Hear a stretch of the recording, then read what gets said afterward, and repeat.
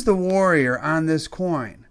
And why was he honored with his image on the Mexican 5 pesos coins in the 1940s? And why is the Golden State Mint still producing silver rounds adorned with his image? Are these coins or rounds worth adding to your stack? In today's episode, I'll attempt to answer all these questions and more.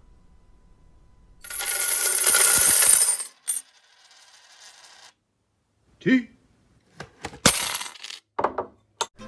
Hello, silver fans. This is T, and you're in the place to be for silver education, acquisition, and entertainment. Hey, before we get into it, please be sure to hit that like button, and if you're new to my channel, hit that subscribe button. Okay, this is a silver round created by the Golden State Mint, and it depicts what they call the Aztec Calendar, but what it really is the Aztec Sunstone. Now, the real sunstone can be found at the National Museum of History in Mexico City. I've been there, I've seen it, and it is something to behold. It's just absolutely amazing that something that big and detailed and incredible was made by human hand. If you happen to be anywhere near or visit the city of Chicago, in Chicago at the Field Museum of Natural History, there is a replica of the sunstone, and I certainly encourage you to check that out if you haven't already. It is amazing to see that in real life and appreciate the size and the magnitude of this stone carving. Now, on the other side of this round, you can find Cuauhtemoc, and I'll talk about Cuauhtemoc in just a moment. Now, let's talk about the original, Golden State Mint. Got their inspiration from this particular coin here. Let's start by talking about the obverse, and it might sound a little funny. We typically think of the obverse as the head side of the coin, but in this case, this particular coin, and the Libertad is similar. The Mexican coat of arms is actually the obverse, aka the front of the coin. It says Estados Unidos Mexicanos, and as you could see, that iconic coat of arms that includes the eagle perched on a cactus, eating a snake that we're all familiar with. So let's talk about the stats. This particular coin was minted in 1947 and 1948. And this one is out of my collection from my old coin collecting days. And I dug it out just so I could talk about it a little bit today. And this may be, and we'll talk about this towards the end, a suitable coin for stacking. It is 90% silver. So this is a nice big old Mexican coin. 0.87 troy ounces of silver contained here. It's 40 millimeters, which is slightly smaller than American Silver Eagle by about half a millimeter. And the mintage, 1947, the mintage was 5 million. In 1948, the mintage was 27 million. So the 47 is about 5 times more rare than the 48. So if you have the opportunity to snatch these up in quantity, be on the lookout for the 47s. Now, that's the obverse. How about the reverse? Here we go. This is Cuauhtemoc. And way back in 1947, the Mexican Mint decided to give a nod to Mexico's indigenous peoples and its history by including Cuauhtemoc on the reverse of this particular Cinco Pesos, 5 pesos coin. And as you can see towards the bottom there, it does say 0.900, 0.900. Oh, wow.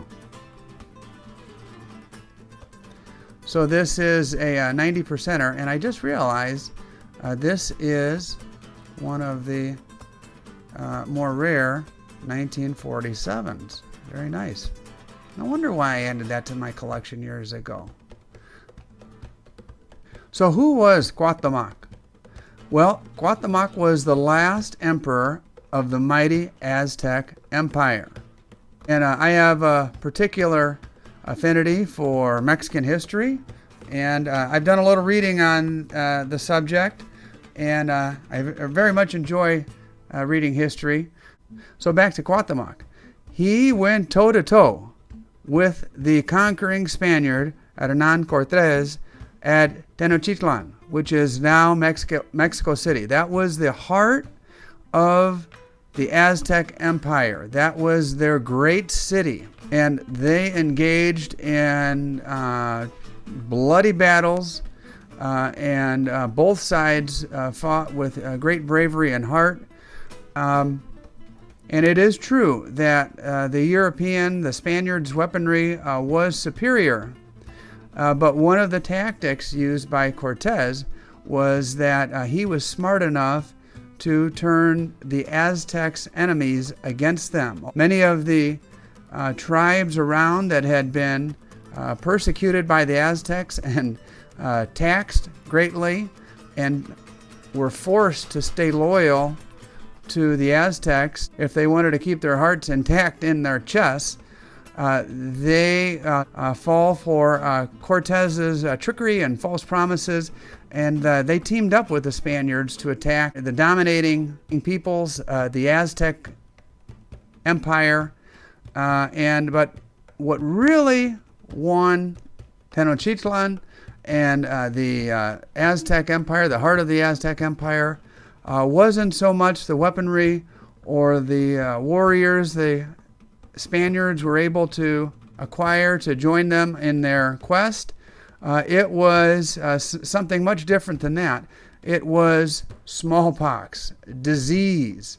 The city was ravaged, and the Mexican or the Aztec warriors and army was weakened by disease to the point where they eventually fell.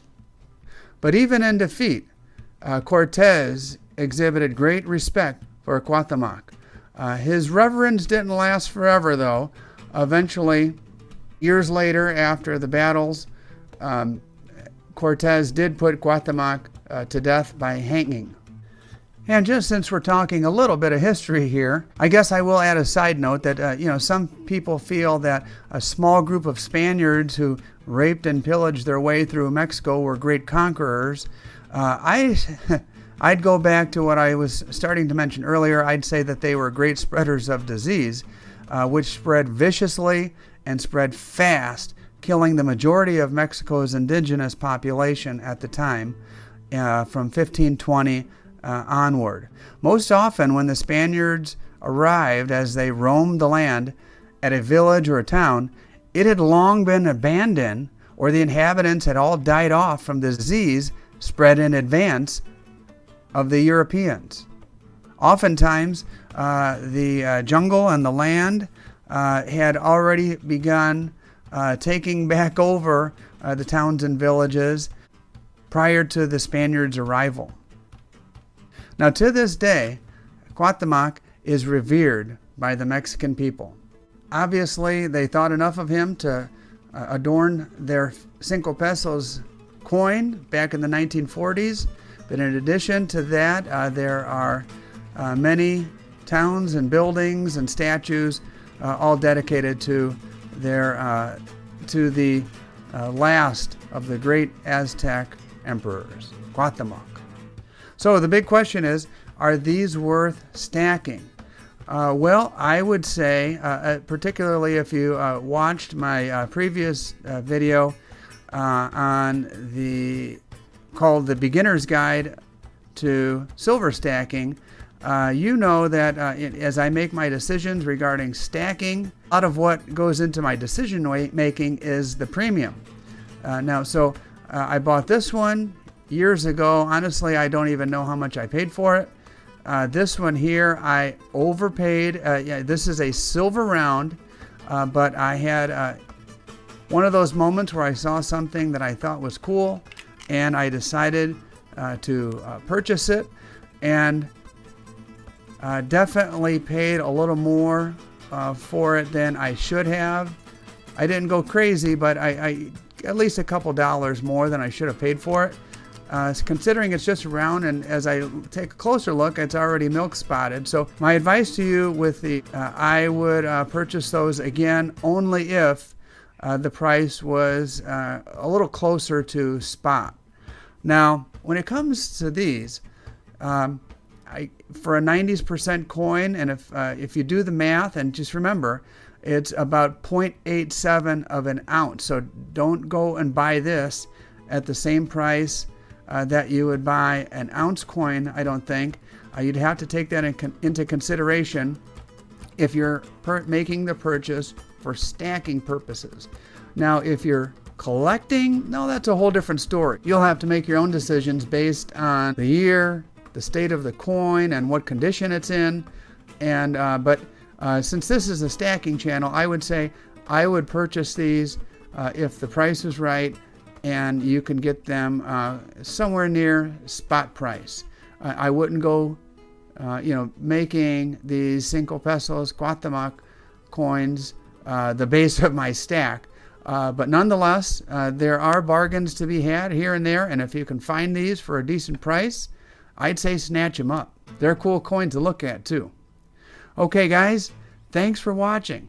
I really appreciate it, and if you made it to this point, thank you.